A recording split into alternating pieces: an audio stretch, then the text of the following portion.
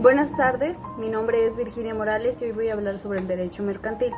Primero voy a hablar sobre la etimología del derecho mercantil.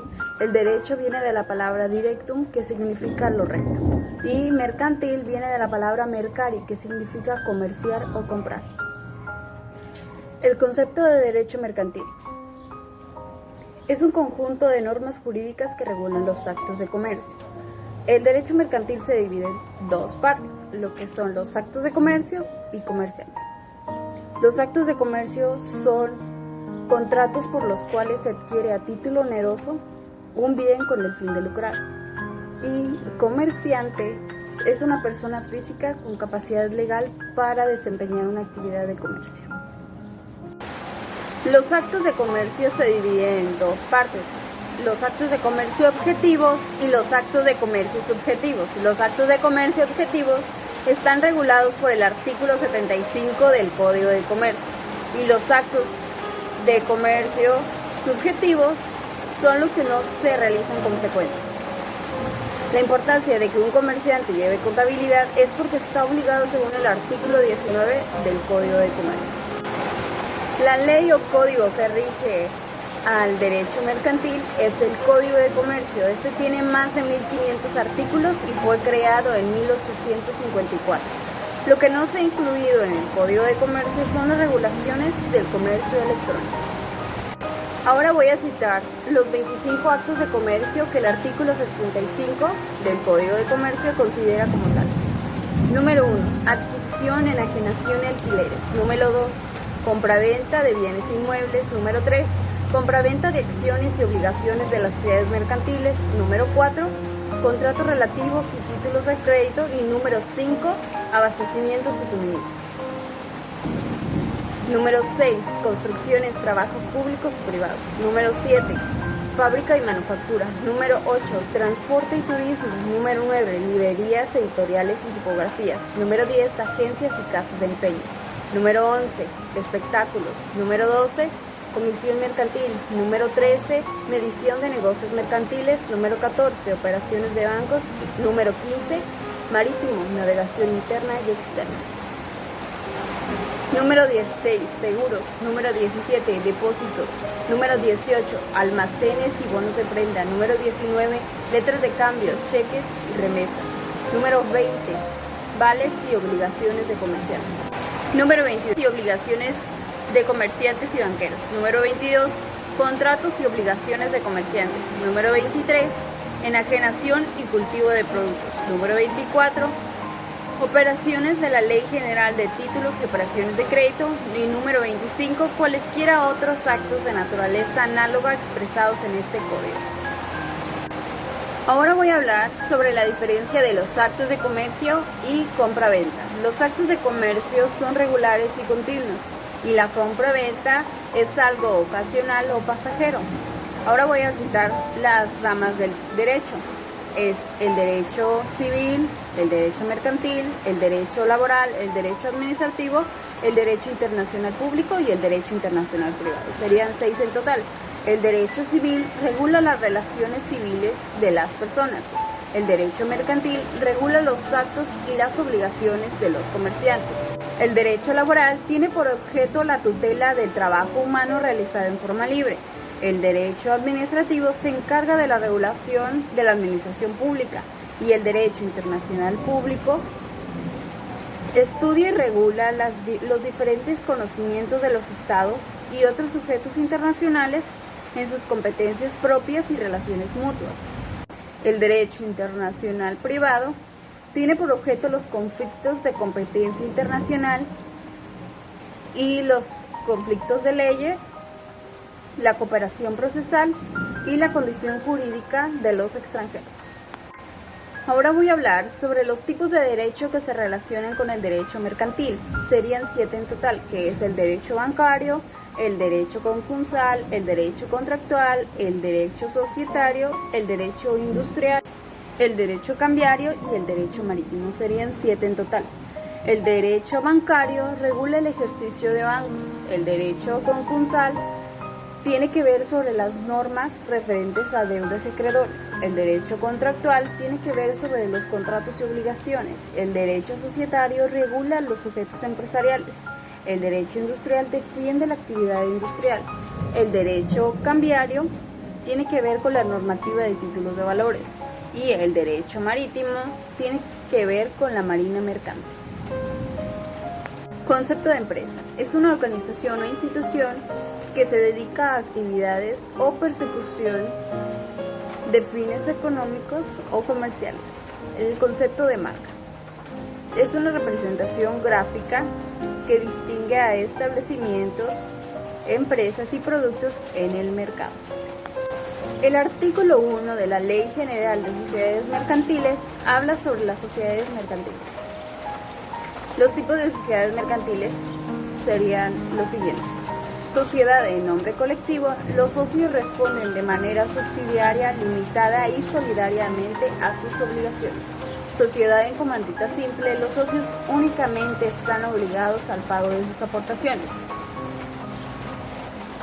La sociedad de responsabilidad limitada, los socios únicamente están obligados al pago de sus aportaciones. Y la sociedad anónima, los socios únicamente responden al pago de sus aportaciones. La sociedad en comandita por acciones, su capital se divide por acciones por lo que no todos los socios pagan igual. Y la sociedad cooperativa ofrece rendimientos por trabajo o consumo y sus socios pertenecen a la clase trabajadora. La sociedad por acciones simplificada constituye una micro o pequeña empresa por internet meramente gratuita. Ahora voy a hablar sobre los tipos de socios. Existen dos tipos, son los capitalistas y los industriales. Los capitalistas aportan capital y se encargan de la administración, y los socios industriales aportan en especie o trabajo. Ahora voy a hablar sobre las formas de disolución de las sociedades mercantiles.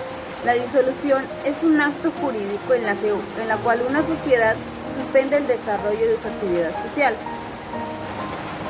Existen dos tipos de disolución, es la disolución parcial y la disolución total.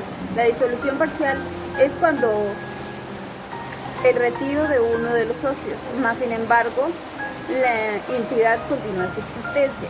Y la disolución total es cuando se extingue la sociedad, se pierde la personalidad jurídica y se liquidan todos los bienes. Ahora voy a hablar sobre las causas de disolución parcial. Es por muerte de uno de los socios, por renuncia o exclusión, o por un retiro involuntario de los socios. Las causas de disolución total es por voluntad unánime, por imposibilidad del objeto social, por pérdida del capital y por resolución de los socios. ¿Cómo se disuelven las sociedades mercantiles? Por expiración del tiempo en el contrato social y por acuerdo de los socios. Los casos en que se disuelven las sociedades mercantiles, según el artículo 6, fracción 12 de la Ley General de Sociedades Mercantiles, por imposibilidad del objeto social, porque el número de socios sea inferior al que exige la ley y por pérdida del capital. La fusión de las sociedades mercantiles es una figura legal con la que una o varias personas jurídicas pasan a formar una sola entidad. Para que haya una fusión en las sociedades mercantiles debe de haber dos tipos de socios, el fusionante y el fusionado. El fusionante es quien recibe los activos y el fusionado es quien los transmite. Ahora voy a hablar sobre los fundamentos para que las sociedades mercantiles se fusionen. Para que disminuyan los costos de producción, para que disminuyan los costos de distribución, para disminuir los intereses de capitales ajenos, para que aumenten la productividad de la empresa y para que aumenten los ingresos en la empresa. Ahora voy a hablar sobre las clases de fusión, es por integración y por incorporación. La de incorporación es cuando se extingue una sociedad para ingresar a otra. La clase de fusión de integración es cuando desaparecen todas las sociedades mercantiles y surge una nueva. Las obligaciones profesionales de los comerciantes.